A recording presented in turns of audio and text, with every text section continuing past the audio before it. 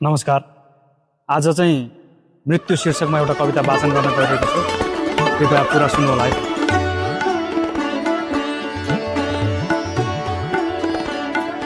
अँध्यारो हुनेछ दिन, अँध्यारो हुनेछ दिन, मेघ गर्जिनेछ, घाम पानी कतै, मुसलधारे कतै, बर्सातको महिना, त्यो दिन झरी त पर्नेछ।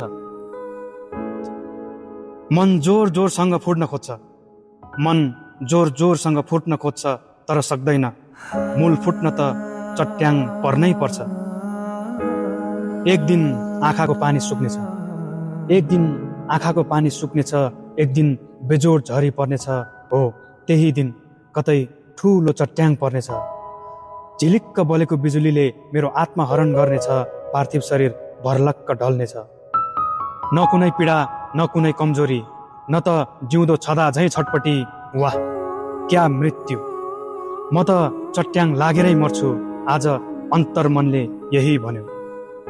सृष्टिले हात जोड्ने दिन, शून्यले आँखा उघार्नेछ, त्यस दिन मेरो अन्त्य हुनेछ।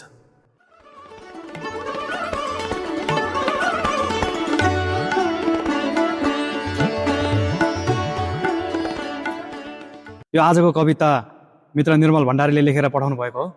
उहाँलाई हृदयदेखि नै धेरै धेरै धन्यवाद। नमस्कार।